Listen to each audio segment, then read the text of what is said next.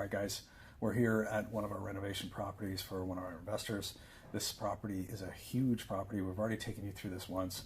We're going to do another quick update on this one because we're kind of mid-framing, starting with roughing of plumbing, roughing of electrical, and getting some of the rough foundation in place. And so it's a good time to do another walkthrough. A couple of key things we want to show you as you go through this. Again, this is a pretty cookie cutter conversion. However, the renovation is a little bit bigger. The footprint of the building is much bigger. So I'll show you, it's a 4-bedroom up, 4-bedroom down. Again, nice big bedrooms. We're not compromising any functionality to get the 4-4. And so this footprint is obviously quite a bit bigger. So we'll turn this around and give you a walkthrough. Okay, let's walk through here. In this whole space right here, we've got a really massive kitchen and living room area. So as you can see up top, we have headered this whole thing off, a big beam up here so that we can open this entire space up. Just zoom back so you can see it a little bit better. So what that buys us is we're going to have a huge run of kitchen cabinets running all the way down this wall, and then L-shaped across that front wall. The sink will go right there, and then this will be one big living space. And that's what that beam buys us, is a big open concept. All that will be living room. So this is a 4-4, but as you can see, we're really not compromising anything in terms of space in order to achieve that. So I'll walk you down here. This is the bathroom. So a very big footprint on the bathroom. Again, no space being compromised. We got the tub roughed in. And this is, bedroom number 1. Running down here, we've got bedroom number 2 right here, bedroom number 3. We're going to put the furnace upstairs in this place, so it's very unique that way.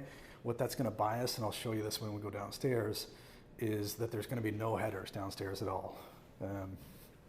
This is bedroom number 4. All these bedrooms are a good size. None of them are compromised and a little bit too small. All right, so we have linen closets right here, another one right here, good storage outside of the bedrooms that each have their own closets as well. I'm going to take you downstairs, quickly show you a couple of key things.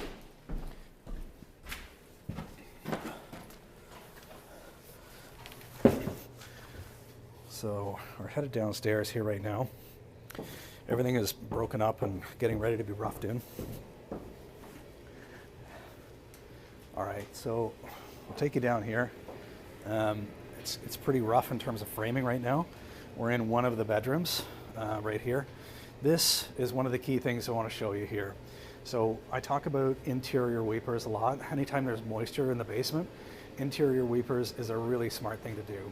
We don't want any traces of moisture, and it's a very cost-effective and very valuable thing to do. So the cost benefit of the interior weeper is huge.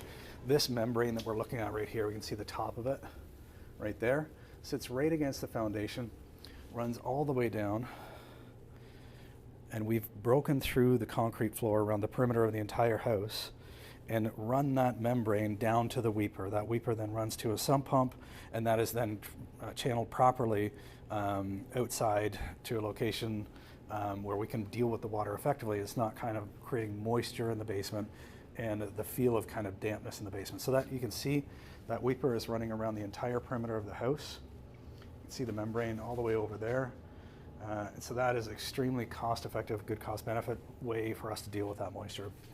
You can see here as well, we've got all the plumbing being roughed in, all the floor is broken up, and we're getting everything in place the way we should. So I'll show you, we've got one bedroom right here, bedroom number 2, bedroom number 3, and bedroom number 4. Again, we're not compromising any of the footprint in order to achieve that. The other thing I want to show you in this place is what we've done is I've described this a bunch of times. When we have a headroom issue, what we can do is flush mount the beam. And it's always a question, what does that mean to flush mount the beam? So I'll show you right here, I'll give you a side profile.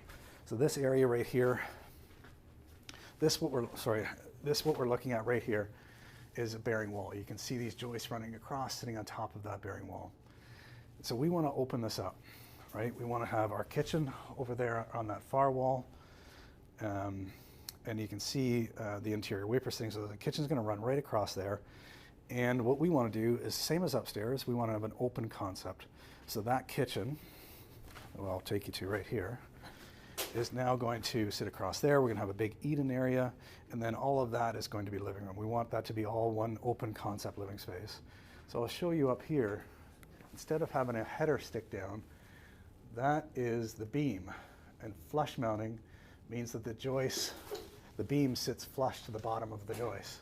You can see it right there. It's sitting flush. And so we take the beam, we put it up into the joist cavity and hang the joist off it. Typically what you do when you had lots of ceiling room is the same thing we did upstairs, is put the beam beneath the joist. So this is that flush mounted beam, and I'll just give you kind of an elevation view of what that is. So as you can see, there's the elevation, the plane of the bottom of the joist, and the beam is sitting inside that joist cavity, so we don't see, once this is drywalled, we won't see any obstruction there. This will look like a flat ceiling running right across. That's the flush mounted beam that's really important to know about when you're vetting investment properties and whether or not you can get your ceiling height requirements met. So I mentioned there was going to be no bulkheads in this property, and that's part of how we're doing that. The heating is a whole other thing. I'll talk about that in a different video, but that's another very unique thing that we're doing here in order to maintain the best kind of functional experience you can get in this investment property.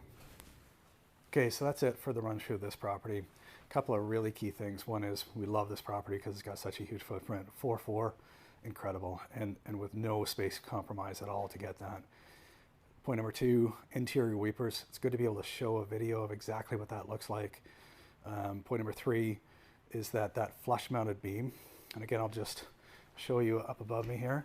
That's what a typical beam looks like versus the flush mounting that we saw downstairs.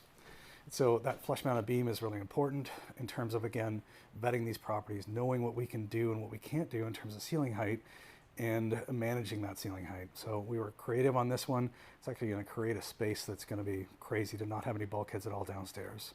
All right, guys, that's it for this one.